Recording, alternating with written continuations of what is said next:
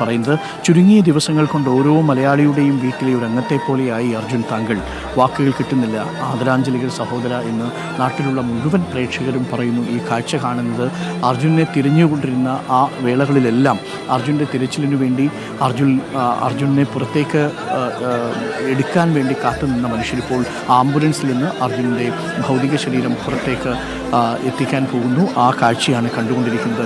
ഗംഗാവലി പുഴയുടെ താഴ്വാരത്തിൽ നിന്ന് അർജുനെ തിരികെ എത്തിക്കുന്നത് കാണാൻ ആഗ്രഹിച്ചു നിന്ന മലയാളികൾക്ക് ഇന്നിപ്പോൾ ആംബുലൻസിൽ നിന്ന് ആ മൃതശരീരം പുറത്തേക്ക് എത്തിക്കുന്ന കാഴ്ചയാണ്. വളരെ വൈകാരികമായി ഇടനെഞ്ചു പൊട്ടുന്ന രംഗം എന്നൊക്കെ നമ്മൾ സാധാരണ പറയാറുണ്ട്. അതുതന്നെയാണ് യഥാർത്ഥത്തിൽ ഇവിടെ സംഭവിക്കുന്നത്. ഒരു പ്രേക്ഷകൻ പറയുന്നത്, എൻ്റെ മകൻ്റെ പേര് അർജുൻ എന്നാണ്, എൻ്റെ സഹോദരൻ അതേ ജോലിയാണ്, ഇപ്പോൾ പേടിയാവുന്നു അവൻ പോകുമ്പോൾ എന്നുള്ളതാണ്. തീർച്ചയായും ഒരുപാട് ആളുകൾക്ക് അർജുൻ്റെ ജീവിതവുമായി സമീകരിക്കാനാവും. നമ്മുടെയൊക്കെ ചുറ്റുവട്ടത്തുള്ള ഒരു മനുഷ്യൻ തന്നെയാണ്. ഈ ആകാശ കാഴ്ചകളിൽ പ്രേക്ഷകർക്ക് കാണാം, ഈ വലിയ തെങ്ങോലത്തലപ്പുകൾക്ക് മുകളിലൂടെ ആ കാഴ്ചകൾ പകരുമ്പോൾ അതിനിടയ്ക്ക് ഈ ആംബുലൻസ് വന്ന് നിൽക്കുമ്പോൾ അതിൽ നിന്ന് അർജുൻ്റെ പ്രിയ ശരീരം പുറത്തേക്കെടുക്കുമ്പോൾ നാടിൻ്റെ പ്രിയപ്പെട്ടവനെ ഒരു തേങ്ങലോടു കൂടിയല്ലാതെ ഈ നാടിന് യാത്രയക്കാൻ കഴിയുന്നില്ല. വലിയ തിരക്ക് അവിടെ കാണുന്നുണ്ട്. ഒരു നാടൊന്നാകെ അർജുന് വേണ്ടി കരയുന്ന നിമിഷങ്ങളാണ് ഇത്.